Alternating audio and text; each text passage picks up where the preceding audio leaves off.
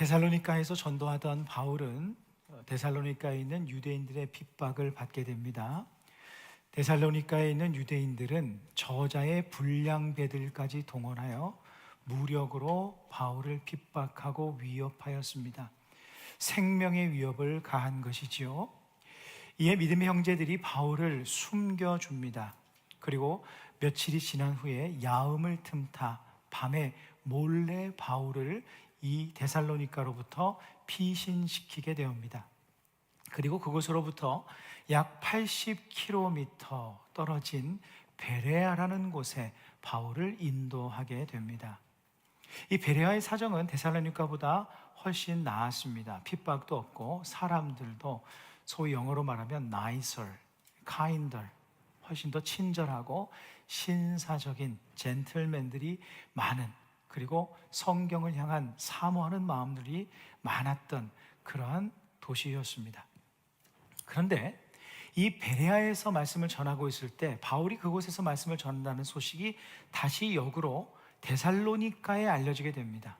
그리고 데살로니가에 있는 유대인들이 그 80km라는 거리를 달려오듯이 쫓아와서 바울을 또 핍박하고 소동을 일으킵니다.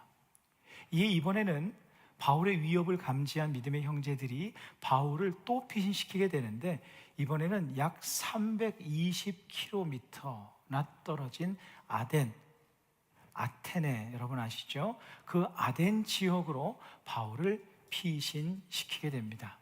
그것이 오늘 본문의 내용입니다. 사실 저는 이 본문으로 설교를 처음 준비해 봅니다. 그런데 이 본문을 처음 접하게 되었을 때 제 생각은 이것이었습니다. 뭐 이리 하나님의 사랑이 도망을 다니는가? 하나님의 사람이 왜 이렇게 무기력할까? 하나님의 일을 하는 사람이 왜 이렇게 쫓겨다닐까? 왜 이렇게 불행한 일들을 당하고만 살까? 이런 생각이 좀 들었습니다. 여러분 그런 생각 들지 않으세요? 주님을 믿지 않는, 믿음이 없는 유대인들은 자기 하고 싶은 대로 다 행합니다. 자신들의 원이 풀리는 만큼, 분노가 쌓이는 만큼 자신들이 계획한 대로 바울을 핍박합니다. 근데 바울은 자기 하고 싶은 대로 행하지도 않습니다. 자기에게 거부할 만한 힘이 있음에도 그 힘을 사용하지도 않습니다. 하나님의 영광을 위해서, 하나님의 복음을 위해서 하나님께 순종하며 자신의 삶을 맡기며 살아갑니다. 그런데 하나님께 맡기며 살아가는 삶의 모습이 참 무기력하게 보입니다. 더군다나 데살로니가에 있는 유대인들이 바울이 80km나 떨어진 이 베레아에서 말씀을 전하는데 달려올 수 있게 되었던 그 원인을 제공한 사람들이 누구였겠습니까? 어떻게 알았을까요? 베레아에 있는 사람들 중에 누가 그것을 알린 겁니다. 신사적이라고는 하였지만 그 중에도 완벽한 안전을 제공하지 못했다는 것이죠. 오늘 본문의 11절 전반절에는요, 이런 말씀이 있습니다. 베레아에 있는 사람들은 데살로니가에 있는 사람들보다 더 너그러워서 제너러스하고 젠틀했다는 뜻이죠. 개역 성경에는 신사적이다라고 이야기를 하고 있는데, 거친 데살로니가인들이나 신사적인 베레아 사람들이나 다 거기서 거기였던 겁니다. 여러분, 이 세상에 완벽한 공동체는 없습니다. 완전한 사람들은 없습니다. 참 아이러니하게도 나는 완벽하다고 생각합니다. 나는 누군가에게 상처 주어도 된다고 생각하는데 당신은 나에게 상처 주면 안 되지. 나는 실수해도 허락이 되는데 당신은 그런 실수하면 안 되지. 이렇게 요구합니다. 그렇게 기대합니다. 가장 완벽한 공동체라고 우리가 생각하는 공동체가 가정 아닙니까? 가장 사랑하는 사람들이 모여 사는 곳이 가정 아닙니까? 그런데 이 세상에 완벽한 가정이 어디 있습니까? 상처가 있고 실망이 있고 분노가 있고 다툼이 있습니다. 나는 문제가 없다고 생각하고 당신이 문제라고 생각합니다. 우리 자신부터 한번 보십시오. 완전하지 않습니다. 바울은 이것을 알고 있었어요. 베레아에서도 핍박을 당한 바울을 보호하기 위해서 형제들은 320m, 그러니까 아예 못 따라오게 만들겠다는 겁니다. 어떤 방법까지 취합니까? 배를 타고 바다를 건너버립니다. 아덴이라는 곳에 가려면 배를 타고 건너갔어야 됐다는 것이에요. 그러니까 어마어마한 거리에 있는 그 거리까지 배를 타고 이 바울을 피신시키고, 그때서야 이 형제들이 안심하는 듯 했습니다. 그런데 한번 보십시오. 이게 좋아할 일입니까? 이제 안심이다, 나는 행복하다, 이럴 일입니까? 이게 얼마나 허망한 일입니까? 하나님의 사람이 하나님의 일을 하다가 소위 도망을 가고 피신을 해서 그곳에 있는데, 이게 얼마나 의미 없어 보이는 일입니까? 믿음이 없는 데살로니가 유대인들은 하고 싶은 대로 악행을 행함에도 멀쩡한데, 하나님의 사람 바울은 자기 마음대로 행하지 않고 하나님의 말씀에 순종하며 복음을 전하는데 길이 막히고 핍박을 당하고 쫓기는 삶을 살았습니다. 이게 하나님께 자신의 삶을 맡긴 자의 삶이란 말인가, 이런 생각이 들지 않으시나요? 차라리 자기 마음대로 살았더라면 억울하지라도 않지, 하고 싶은 대로 하고 사는 유대인들이 하나님을 믿고 의지하며 인내하는 이 바울보다 훨씬 더 나은 것처럼 보일 수도 있습니다. 그런데 실은 이 바울의 삶이 우리의 삶의 모습과 너무나 많이 닮아 있습니다. 여러분, 하나님을 믿으며 사시잖아요. 하나님을 믿으며 살기에 예비하시는 건 아닙니까?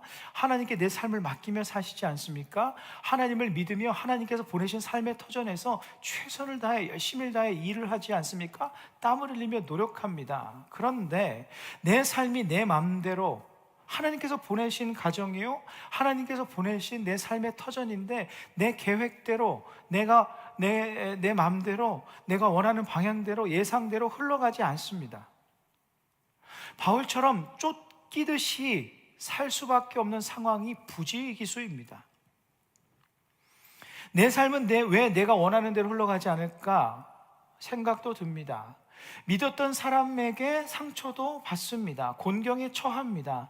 나는 기도하고 있는데, 나는 하나님 의지하며 하나님께 내 삶을 맡기고 있는데 내 삶은 왜 이럴까? 이런 회의감이 듭니다.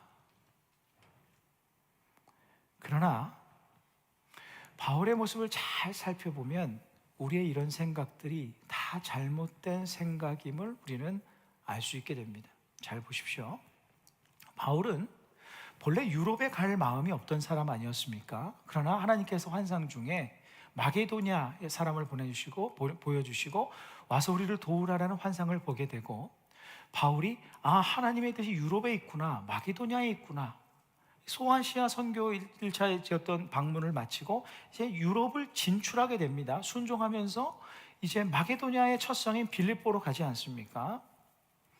그러므로 바울의 2차 선교 여행의 목적은 무엇이었냐면 마게도냐에서 선교를 마치는 겁니다. 마게도냐 선교가 마치면 이제 안디옥으로 돌아가는 것이었어요. 그게 목적이었습니다. 그러니 마게도냐 지역을 벗어날 계획도 생각도 전혀 없었습니다. 그런데 졸지에 예상치도 못했던 핍박의 상황이 엎친 데 덮친 격으로 계속 몰려옵니다. 형제들의 손에 의해서, 그를 보호하고자 하는 형제들의 손에 이끌려 반강제적으로 쫓기듯이 마게도냐 지역을 이탈할 수밖에 없게 된 겁니다. 이 아덴 지역은 마게도냐가 아닙니다. 아가야라는 로마의 속주였습니다. 로마에 속한 아가야 지역으로 진출하게 된 거예요. 그들이 바다로 갔다라는 것은 뭐냐면 더 이상 쫓아오지 못하게 하려고 바울을 보호하기 위한 급한 마음이 있었던 것이죠. 물불을 가릴 때가 아니었기에 언제 유대인들이 들이닥칠지 모르니 닥치는 대로 먼저 항구에 도착하는 대로 배를 잡아탈 요량이었던 것이죠.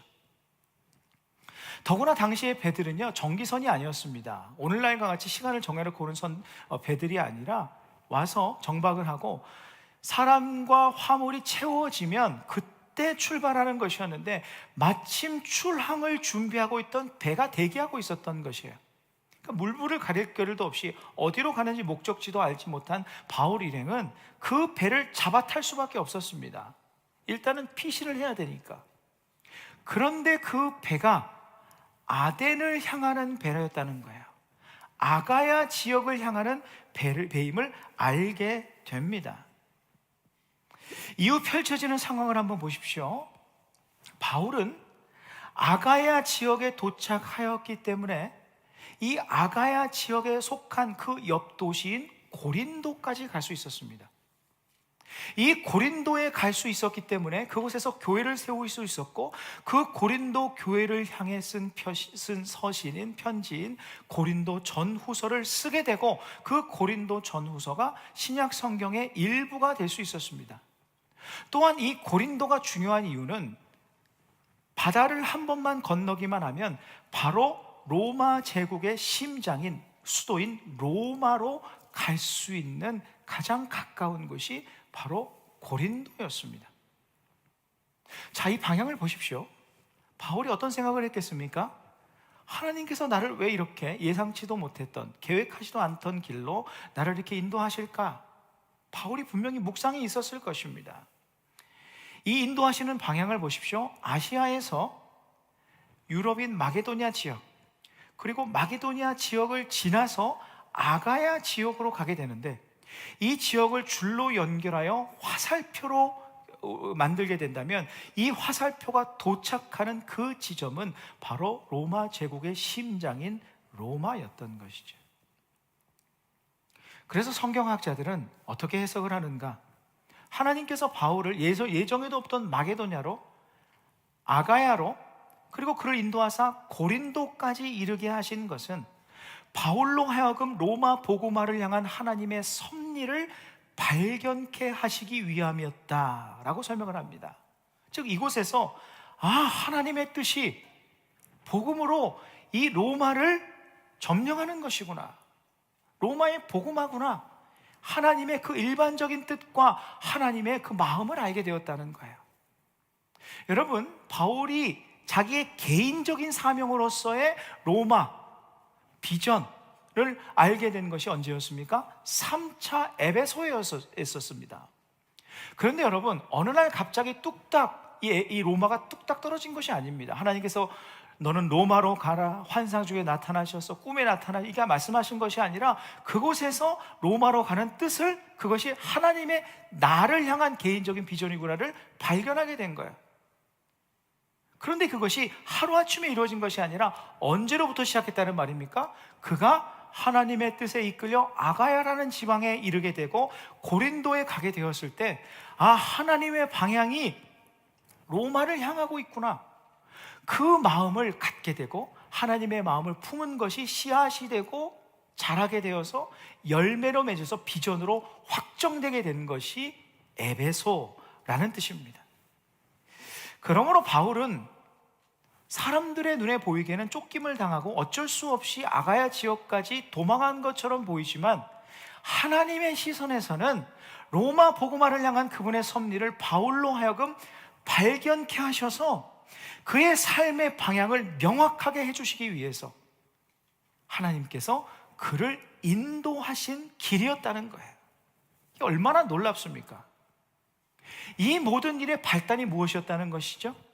데살로니가의 유대인들이 자기의 힘과 불량배들을 동원하여 불의한 방법으로 이 바울을 핍박하는 것이 시작이었습니다. 발단이었어요. 이 모든 일이 바울을 향한 하나님의 인도하시며 섭리라고 우리가 보게 될 때, 그렇다면 우리는 어떻게 해석할 수 있는가?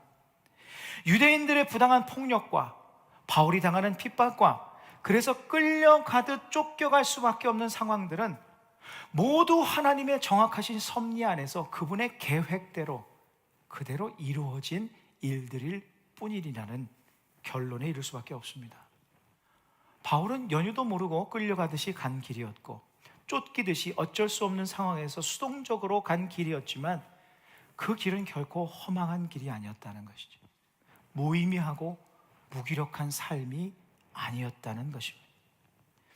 더 깊고 위대한 하나님의 뜻을 이루어 나가는 발걸음이요, 위대한 발걸음이 될 수 있었습니다. 김서택 목사님의 책 학계, 그리스도인의 우선순위라는 책에는요, 이런 내용이 있습니다.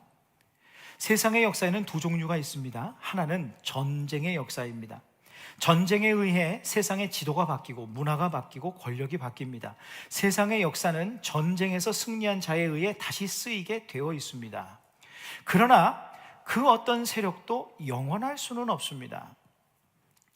그러나 눈에 보이지 않는 또 하나의 역사가 있습니다. 그것은 하나님께서 자기 백성을 구원하기 위해 이루어 가시는 하나님 나라의 역사입니다. 우리 눈에 보이는 것은 전쟁의 역사입니다. 그러나 진짜 세상을 움직이고 하는 역사는 말씀의 역사, 성령의 역사, 교회의 역사입니다. 겉으로 보기에는 정치 권력을 쥐고 있는 자가 역사를 움직여가는 것 같지만 그 권력은 모래성에 불과합니다. 진짜 역사를 움직이는 것은 하나님의 말씀과 구원입니다. 너무나 정확한 해석 아닙니까? 우리가 어떤 상황 속에서도 믿음을 가지고 하나님을 바라보며 하나님을 신뢰하며 우리가 말하는 신앙생활, 믿음 생활을 할 수 있는 이유와 근거가 이것입니다. 하나님의 나라의 역사는 반드시 전쟁의 역사를 이길 수밖에 없다는 거예요. 세상의 힘의 역사에 의해서 내가 좌지우지 되는 사람이 아니라 하나님 나라의 선하신 역사, 그분의 뜻에 의해서 내 삶이 인도되심을 믿는 자만이 하나님을 믿고 신앙생활을 할 수 있는 것입니다. 이것이 크리스천의 사는 법입니다. 보십시오. 전쟁의 역사, 바울을 핍박하던 유대인들의 역사는 이미 역사 속에 다 사라졌습니다. 다 패배하고 없어져 버렸습니다. 하지만 바울을 통해 이루신 하나님 나라의 역사는 승리하고 있습니다. 그 승리의 역사의 말씀의 기록이 기록되어서 지금도 살아서 우리의 삶을 향한 하나님의 말씀으로 우리에게 전달되고 우리를 권면하고 우리를 살리고 그 말씀이 살아서 우리의 삶 속에서 역사하고 있습니다. 하나님의 역사가 반드시 승리하심을 믿고 하나님께 맡기며 내 삶을 살아가는 그 삶이 바로 크리스찬들의 삶이에요. 크리스찬들의 삶의 모습에 대해서 더 분명하게 보여주는 것이 바로 노아의 방주죠. 하나님께서 택하신 하나님의 백성들을 노아의 방주에 태우셔서 구원의 은혜를 입은 자들은 하나님께서 탑승하셨습니다. 그런데 보십시오.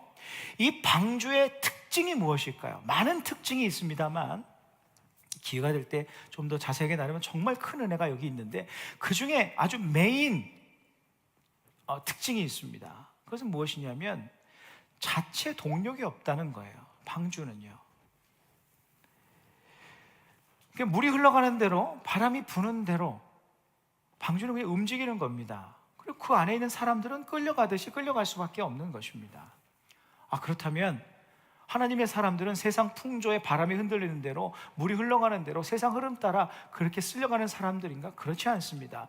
그 바람과 바다, 이 물결을 주관하시는 분이 하나님이시기 때문이에요.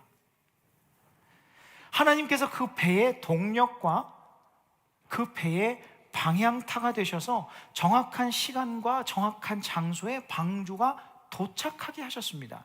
방주 안에 있는 사람이 아무리 노력하고 아무리 애쓴다 할지라도 그 방주의 방향을 결정할 수가 없습니다. 방주가 어디로 갈 것인지, 언제 갈 것인지, 어느 정도의 속도로 갈 것인지, 어느 방향을 향해서 갈 것인지 정하시는 분은 오직 하나님이셨어요. 그리고 그 하나님의 결정을 따라 방주가 인도될 때 가장 안전하게, 그들에게 가장 유익하게 좋은 결과를 얻게 되었습니다. 크리스찬이 누구입니까? 예수 그리스도의 십자가를 통해 하나님의 구원의 방주에 탄 사람들입니다. 그렇다면 또한 크리스찬이 누구입니까? 내 삶을 움직이는 동력이 오직 하나님께 있음을 믿는 사람입니다. 여러분 이것을 믿으시나요? 내 삶의 동력이 나에게 있는 것이 아니라 세상의 환경과 상황에, 어쩔 수 없는 상황에 의해서 내가 끌려가는 삶이 아니라 하나님께 내 삶의 동력과 방향이 하나님에 의해서 결정된다는 것을 우리는 정말 믿고 있습니까? 아직 상황이 어렵고 쫓기듯이 사는 것 같고 폭풍우 한가운데 있는 것 같고 거친 바람이 내 살결에 닿아서 나를 두렵게 해도 십자가의 은혜로 구원하신 주님께서 태워주신 구원의 방주 안에 내가 거하고 있음을 믿고 내 삶을 하나님께 맡기며 살아가는 사람들, 그 사람이 크리스찬입니다. 바울을 비롯한 믿음의 성도들은요 다 그런 삶을 살았습니다. 하나님께서는 하나님의 백성들이 당하는 모든 상황들을 통해서 결국 정확하게 한 사람도 빠짐없이 그분의 사람들을 다 구원해 내셨어요. 선하신 그분의 계획에 의해서 한치의 오차도 없으신 하나님의 뜻이 모두 이루어졌습니다. 바울을 핍박했던 유대인들이 자기들 마음대로 바울을 좌지우려 했지만 결국 그들의 마음대로 된 것이 없습니다. 그러나 보십시오. 지난 주일에 나눈 대로 3주밖에 복음을 전하지 못했던 이 데살로니가 지역에 무슨 일이 일어났습니까? 건강한 교회, 굳건한 교회, 선한 영향력을 끼치는 교회가 세워졌습니다. 3주 만의 말이죠. 베레아에서도 긴 시간 동안 더 오래는 있지 못하였지만 많은 사람들이 복음을 영접하고 구원하였습니다. 요는 무엇인가? 하나님의 은혜의 경륜 안에서 구원받을 사람들은 한 사람도 빠짐없이 구원을 받고 하나님의 자녀가 되었다는 사실이에요. 언뜻 보기에는 바울이 무의미하게, 무기력하게 도망가는 것 같고 허탈하고 열매가 없는 것 같지만 바울이 지나가는 족족 하나님께서 역사하셔서 그 삶을 무의미하지 않게 열매를 맺어 주셨다는 거예요. 유대인들의 뜻대로 된 것은 하나도 없고 하나님의 뜻대로 다 되었습니다. 결국 바울은 하나님의 뜻 안에서 언제나 형통한 자였다는 사실입니다. 우리의 삶의 동력이 오직 하나님께 있음을 믿으며 사는 사람은 결국 승리할 수밖에 없습니다. 사랑하는 성도 여러분, 지금도 살아계셔서 지금 우리가 예배드리는 이 자리에서 함께 하시는 하나님, 우리의 삶 속에 함께 하시는 그 하나님을 믿고 우리의 삶을 맡기며 사십시오. 내 삶이 내 뜻대로 안 된다 할지라도, 두렵고 힘들다 할지라도 그분께 나의 삶을 믿고 맡겨드리십시오. 이것이 크리스찬의 사는 법입니다. 불평과 원망 대신에 주님을 향한 찬송의 시간을 늘려가십시오. 우린 살면서 답답하고 어려운 삶의 현실을 만날 수 있습니다. 그럴 때면 참 불안해지고 염려가 밀려오기도 합니다. 두려움이 엄습하기도 합니다. 열심히 최선을 다해서 살면 살수록, 노력하면 노력하는 사람일수록 더 마음이 힘듭니다. 또한 정말 분주하게 쫓기듯이 살아가는데 이것이 정말 하나님께서 기뻐하시는 방향으로 내가 가는 것이 맞을까라는 의심이 들기도 합니다.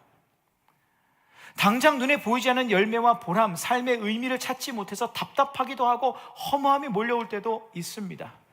그러나 기억하십시오. 내 뜻대로 다 되지 않는다고 할지라도 하나님의 뜻대로 반드시 이루어질 것입니다. 그리고 그 하나님의 뜻은 내가 생각한 것보다 훨씬 더 깊고 지혜롭고 아름다운 열매로 우리의 삶에 맺히게 될 것입니다. 하나님의 선하신 뜻의 방향을 따라서 그분의 동력으로 은혜의 역사를 이루어 주실 것입니다. 그래서 우리는요, 약하고 무기력한 사람 같아도 결코 약하고 무기력한 사람들이 아닙니다. 전능하신 하나님께서 함께 하시는, 그분께서 보호하시는, 세상을 심판하는 그 두려움의 순간 속에서도 온전하게 보호하시는 구원의 방주 안에 태우심을 얻은 은혜의 사람들, 견고한 인생들입니다. 19세기에 활동한 유명한 찬송가, 작사가가 있습니다. 약 8천여 편의 찬송시를 쓴 대단한 분이십니다. 미국 찬송가 작사하신데요, 유명한 분이시죠. 페니 크로스비 여사입니다. 우리나라 찬송가에 무려 22곡이나 있습니다.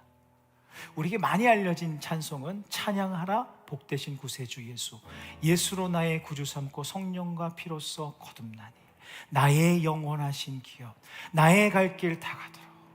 정말 우리에게 은혜를 주는 이런 찬송 시들을 쓰신 분입니다. 그런데 우리가 잘 아시는 대로 페니 크로스비 여사는 태어나자마자 큰 불행을 겪었습니다. 한 6주 차쯤 되었을 때 의사의 잘못된 처방으로 눈에 잘못 약을 넣어서 실명하게 됩니다. 1살이 되었을 때 부모가 돌아가고 부모가 죽게 되고 할머니를 잃게 되고, 그래서 고아가 됩니다. 그는 시력을 잃었지만 빛 대신 주님과 동행하며 살았습니다. 그런데 늦지막히 한 38살에 결혼을 하였는데, 그때 결혼하고 낳은 아이가 태어나자마자 또 세상을 떠나가 생명을 잃게 됩니다. 그러니까 극심한 고통의 시간을 한참을 보내던 이 크로스비 여사는 정신을 차리고 이제 하나님을 믿는 신앙을 다시 붙잡고 언젠가부터 찬송시를 쓰기 시작합니다.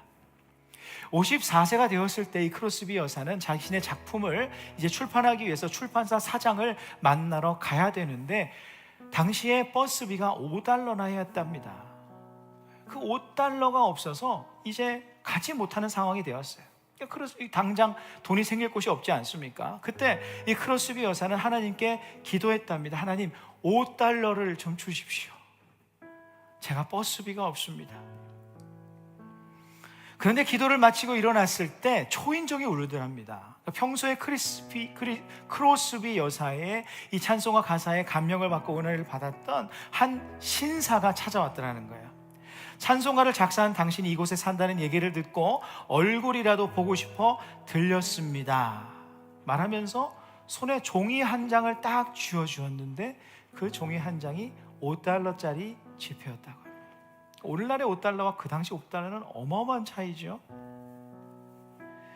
한치의 오차도 없이 채워주시는 하나님의 은혜를 경험하면서, 하나님의 말씀의 능력을 경험하면서, 하나님의 은혜를 고백하면서, 그때 그 사건의 영감으로, 말씀에 대한 묵상으로 짓게 된 찬송의 가사가 바로 나의 갈 길 다 가도록 이라고 합니다. 그 2절 가사에는 이런 고백이 있습니다. 나의 갈 길 다 가도록 예수 인도하시니, 어려운 일 당한 때도 족한 은혜 주시네. 나는 심히 고단하고 영혼 매우 가라나, 나의 앞에 반석에서 샘물 나게 하시네. 나의 앞에 반석에서 샘물 나게 하시네. 우리 한번 우리의 고백으로, 우리의 믿음을 담아서 함께 불러보겠습니다. 나의 갈 길 다 가도록. 나의 갈 길 다 가도록 예수인. 어려운 일 당한 때도, 어려운 일 당한 때도 족한 은혜 주시네. 아멘. 나는 심단하고 영혼 매우 가라나, 나의 앞에 반석에서 샘물 나게 하시네. 나의 앞에 반석에서 샘물 나게 하시네.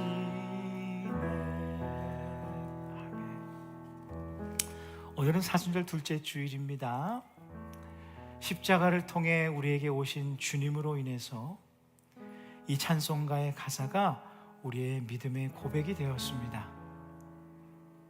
저는 이 페니 크로스비 여사의 이야기를 듣고 접하고 여러분에게 소개하면서 이런 생각이 들었습니다. 한편으론 그렇지, 정말 하나님은 정확하신 분이시지, 하나님은 우리의 삶을 맡길 만한 분이시지, 하나님께서는 정말 우리의 필요를 채우시는 분이시지, 하나님께서는 정말 한치의 오차도 없으시도록 우리를 도우시는 분이시지, 이것을 다시 한번 확인하게 되었고요.